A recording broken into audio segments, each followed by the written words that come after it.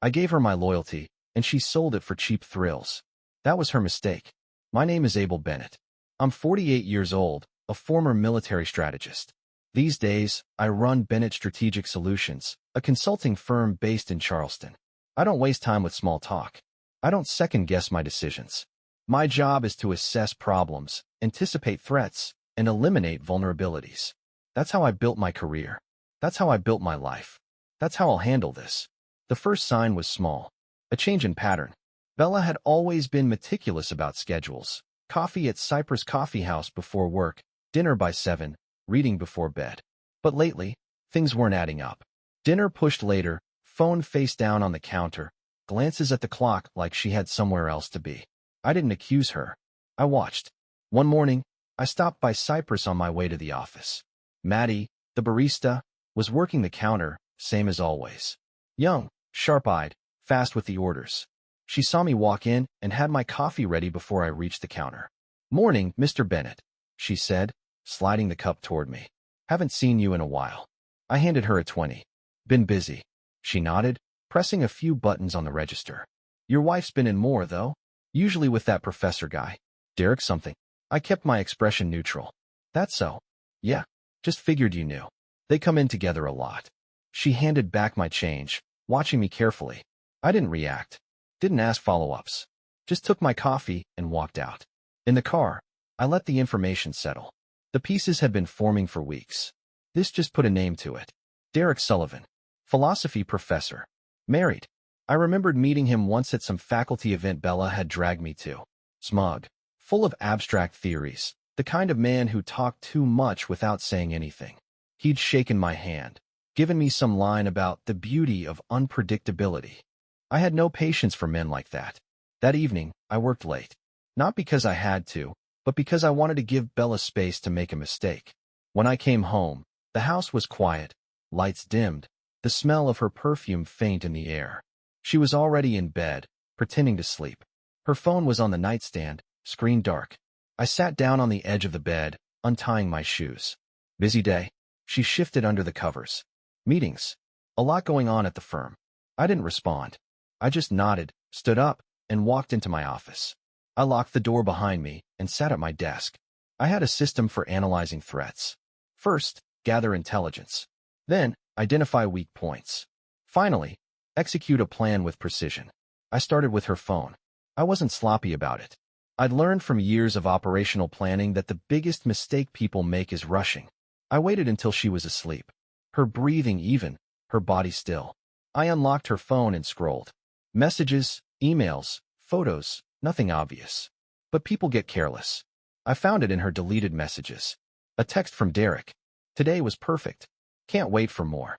I sat back in my chair. My pulse was steady, controlled. This wasn't about emotion. It was about information. She'd made a choice. Now, I would make mine. I put the phone back exactly as it was, careful not to leave a trace. Bella never heard a thing. She never did. She slept like a woman with no worries. That would change soon enough. The next morning, she moved through the house the same as always, calm, deliberate, like nothing had shifted. I watched her from the kitchen as she poured her coffee, scrolling through her phone with the ease of someone who thought she had control of the situation. I leaned against the counter. "You working late again?" She barely looked up. "Yeah, probably. Board meeting ran over yesterday, so I've got to catch up." I nodded, sipping my coffee. "Anything interesting?" She glanced up then, just for a second, eyes sharp, calculating. "No, just reports. The usual." The lie was smooth. Almost admirable. I let it slide. She finished her coffee, grabbed her bag, and kissed my cheek like nothing had changed. As soon as she was gone, I got to work. I didn't waste time with emotion, grief, anger, betrayal. None of that mattered. What mattered was strategy. A problem had presented itself, and I was going to solve it. First, I needed leverage. Derek Sullivan was married, which meant there was another player in this game. His wife, Zoe. I found her easily enough. Social media, university directories, public records. It took less than an hour to pull together a profile. She was a corporate attorney, smart, organized, the kind of woman who didn't tolerate nonsense. She'd want the truth. I created an anonymous email account. Nothing traceable, nothing sloppy, and drafted a message. Short, to the point. Thought you might want to know what your husband has been up to. Check the attached screenshots. I attached a few select messages between Derek and Bella, enough to make the point without revealing too much. Then I hit send. By midday, the first crack appeared. Bella's phone lit up with a call while we were having lunch at the club. She glanced at the screen, paled slightly, and ignored it. 5 minutes later, another call. Then a text. Call me now. I watched her without watching her. The way she shifted in her seat, the way her fingers tightened around her fork. She was trying to stay composed, but I knew what panic looked like. You okay? I asked, cutting into my steak. She forced a smile. Yeah, just work. Another lie. Another mistake. I kept my tone even. Might want to answer. Seems urgent. She hesitated, then pushed back from the table. I'll be right back. I took my time finishing my meal, watching her through the restaurant window as she paced outside, phone pressed to her ear. Zoe was giving her hell, no doubt about it. Good. That was the first domino. The rest would fall soon enough. By the time we got home, Bella was quieter than usual. Distracted, checking her phone when she thought I wasn't looking. She was trying to contain the damage, trying to think her way out of it. I almost respected the effort. I poured myself a drink and settled into my chair. Long day? She hesitated, then nodded. Yeah. I took a slow sip. You're lying. Her head snapped up. Just a flicker of shock before she schooled her face into something neutral. Excuse me. I set my glass down. I know, Bella. About you. About him. About all of it. Silence stretched between us, thick and heavy. For the first time, she didn't have a response. I let the moment sit. Let the weight of it sink in. Then I leaned forward, voice steady. You made a choice. Now, you're going to live with the consequences. Bella sat frozen, her fingers curling against the edge of the counter. I could see the gears turning, the rapid calculations, the same strategic mind that once impressed me now desperately trying to claw its way out of the hole she'd dug. She wasn't going to cry. She wasn't the type. She was the type to bargain, to maneuver. She exhaled, controlled. It's not what you think. I leaned back in my chair, swirling the bourbon in my glass. Then explain it to me. A beat of hesitation. A flicker of uncertainty. Then she straightened her shoulders, recovering. It wasn't planned. It just happened. I let out a slow breath. Nothing just happens. Not with you. Her jaw tightened. I didn't mean to hurt you. That's the second lie you've told me tonight. I stood, finishing my drink. But we're past that now. She watched me, waiting for me to raise my voice, to demand answers, to lose control. I didn't. That's what separated men like me from men like Derek Sullivan. I didn't flail. I didn't panic. I planned. I walked past her, stopping just long enough to meet her gaze. This isn't a fight you're going to win. Then I left her standing in the kitchen, gripping the counter like it might hold her up. Over the next week, I laid the rest of the groundwork. Derek had gone quiet, scrambling to contain the fallout with his wife. Zoe had moved fast, pulling bank records, checking his emails, unearthing every secret he thought he buried. She wasn't just angry. She was methodical. I liked her already. I made a call to Silas Vasquez, my right-hand man at the firm, the only person I trusted with sensitive work. Need you to dig into someone for me. Legal or not? I smiled faintly. Nothing that'll get you arrested. Disappointing. His keyboard clattered on the other end. Name: Derek Sullivan. Philosophy professor at Charleston University. Find out everything. Silas didn't ask why. He knew me well enough to know it didn't matter. Within 48 hours, I had a full profile. Derek was the kind of man who wore confidence like a cheap suit. Looked good on the surface, but underneath, the stitching was weak. His student reviews were mixed at best, his research credentials thinner than he let on, and there were rumors, quiet but persistent, that this wasn't his first time crossing the line with a married woman. I sifted through the files, taking my time, absorbing every detail. Then I made the next move.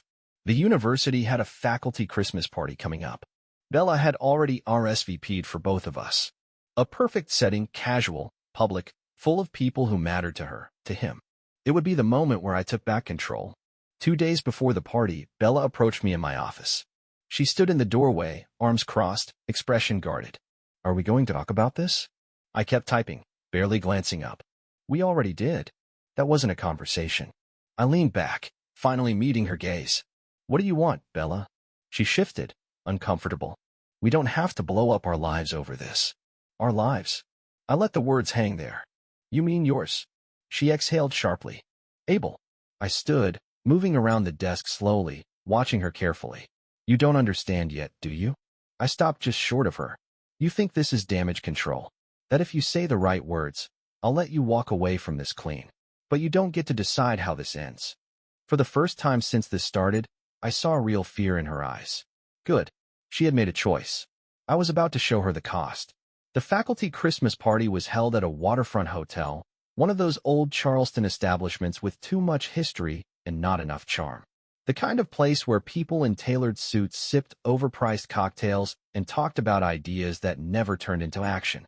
Bella had dressed carefully, in a sleek black dress that said she still had control.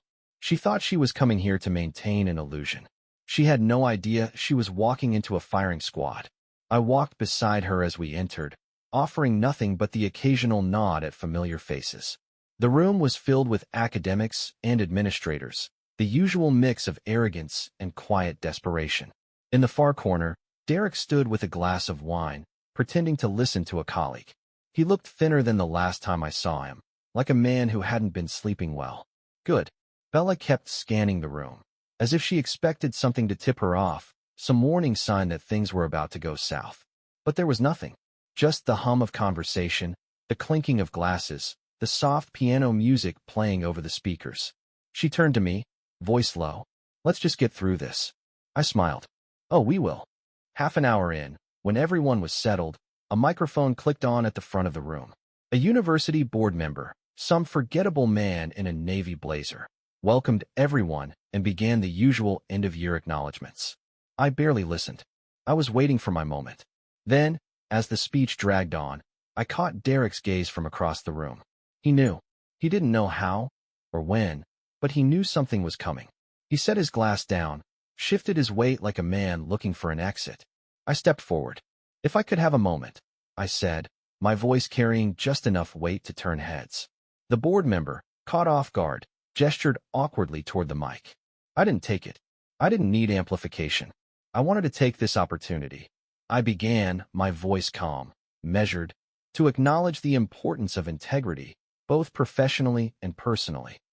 I let that hang in the air for a moment, scanning the room. People straightened in their seats, curiosity replacing polite boredom. Bella went stiff beside me. I continued. It's easy, in a place like this, to believe words are enough. That ideas, discussions, and abstract theories mean more than action. I paused, turning my gaze toward Derek. But action is what defines us, isn't it? The shift in the room was subtle but undeniable. Conversation stopped. A few people glanced between me and Derek, picking up on something unspoken. Bella's breathing had gone shallow. Derek Sullivan, I said, keeping my tone even, has spent the last 6 months conducting an independent research project. I pulled a folded paper from my jacket and held it up. It involves deception, betrayal, and the consequences of arrogance. I flicked it open and read, voice steady. Today was perfect. Can't wait for more. The silence was absolute. Derek took a step back, shaking his head slightly. This isn't. I held up a hand. I'd let you explain, but we both know you're better at talking than thinking. A murmur rippled through the crowd. Bella, to her credit, had gone completely still. I turned slightly, looking at her for the first time. Would you like to add anything, Bella? Her lips parted, but nothing came out. That's what I thought. I folded the paper neatly, tucking it back into my jacket. I've always believed the truth should be public. And now it is. Derek turned sharply, moving toward the door, but Zoe, his wife, was already there, arms crossed, waiting. When he saw her, his face crumbled. The room shifted, whispers breaking out in quiet bursts. The damage was done. Bella finally found her voice, but it was barely above a whisper. You didn't have to do this here. I looked at her, expression unreadable. Where else would have had the same impact? She had nothing to say to that. I turned without another word, walking out of the room as the weight of the truth settled over them. The night wasn't ruined for me. It had gone exactly as planned. The fallout was immediate. Derek resigned from the university within a week. The official story was that he wanted to pursue other opportunities, but everyone knew the truth. His marriage didn't survive either. Zoe filed for divorce before the semester was even over, making sure to drag his name through every legal and social circle they had shared. Bella wasn't much better off. She tried to salvage her reputation, but Charleston was a town that remembered. The kind of place where people smiled to your face and whispered behind your back. I let it all happen without interference. I had done my part. Now, I just watched the pieces fall. One afternoon, about a month later, I was having coffee at Cypress, the same place where this whole mess had started. Maddie brought over my usual, black, no sugar. She lingered a second, wiping a spot off the counter. Heard about the party, she said casually. I didn't respond. I just took a sip. Wish I could have seen it, she continued, smirking. Bet it was something. I glanced up at her. People got what they deserved. She nodded, satisfied, and walked away to take another order. I had no regrets. Bella had moved out of the house a week after the party. We didn't fight over assets. She knew better than to try. She packed her things, left the key on the kitchen counter, and walked out without looking back. I stood at the window and watched her drive away, her shoulders set, her movements careful. I wondered if she realized yet that she had underestimated me. By the time she was gone, I had already filled the space she left behind. Not with another woman, there was no rush for that, but with a sense of finality. The air felt clearer. The house, quieter in a way that wasn't lonely. Silas Vasquez came by the office a few days later, dropping a folder on my desk with a smirk. Sullivan's officially a nobody. Wife cleaned him out. University buried him. Last I heard, he's looking for adjunct positions in second-rate schools up north. I flipped through the paperwork without much interest. Fitting. Silas sat across from me, stretching out like he had all the time in the world. And Bella. I closed the folder. Trying to start over. She won't find what she's looking for. Silas let out a low whistle. Cold. I gave him a look. You think I should have let them get away with it? Not at all, he said, grinning. Just wish I'd been there to see the fireworks. There wasn't much else to say. People like Bella and Derek lived in a world where actions had no consequences, where betrayal was just an inconvenience. I had reminded them that actions matter, that some men don't forgive, and some mistakes don't fade with time. I got back to work, rebuilding my life the way I had built everything else, with precision, control, and a complete lack of hesitation. A year passed. Things settled. Business was better than ever. Clients respected competence, and competence wasn't emotional. I had built my reputation on results, and my personal life, however messy, hadn't touched that. If anything, the way I handled it only reinforced what people already knew about me. I didn't lose control. I didn't make excuses. I took action and moved forward. That was something men respected. Bella had left Charleston. Rumor had it she was in Atlanta now, working some mid-level corporate job, trying to start fresh. I never bothered to confirm. Whatever she was doing, it wasn't my problem anymore. Derek had disappeared from academia completely. Last I heard, he was doing online consulting work, barely scraping by. One evening, I was sitting at my desk at home, typing out an article for a business journal. Not about the affair, none of that needed to be public, but about leadership, about control, about how men lose everything the moment they start reacting instead of planning. My personal story wasn't in it, but the lesson was. I finished, read it over once, and sent it in. I leaned back in my chair, staring out at the city skyline through the window. The house was mine again, not just in ownership but in presence. No more distractions. No more lies. Just what I had built, standing strong. The next morning, I stopped by Cypress for coffee, just like I always did. Maddie slid my cup across the counter before I even had to ask. You're consistent, she said with a smirk. Predictability has its uses, I replied, taking a sip. She raised an eyebrow. And what about unpredictability? I set the cup down. That's for people who don't understand the cost of failure. She laughed, shaking her head, and moved on to the next customer. As I walked out, I felt the weight of the past year settle behind me. Some men let betrayal define them. Some let it break them. I wasn't one of those men. I had taken the damage, turned it into something useful, and kept moving forward. That was the difference between people like me and people like Derek. I didn't make excuses. I didn't chase what was gone. I took control and built something better. And I always would. A year and a half later, life looked exactly the way I wanted it to. Business was sharp, efficient, running at peak performance. I had taken on a few bigger clients, government contracts, corporate firms that needed real strategic oversight.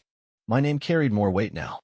People listened when I spoke, not because I demanded it, but because I had proven that I wasn't the kind of man you underestimated. I hadn't heard from Bella, not once.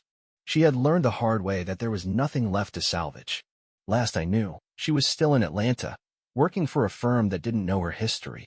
She had tried dating, but it never lasted. Men saw the cracks. She had spent too many years playing chess without realizing she wasn't the one holding the board. The pieces never moved the way she wanted anymore. Derek had faded into complete irrelevance. I checked once, just out of curiosity. He was teaching online philosophy courses for bottom-tier universities, the kind of work that barely paid the bills. Zoe had taken everything in the divorce, money, house, reputation. He had no footing left.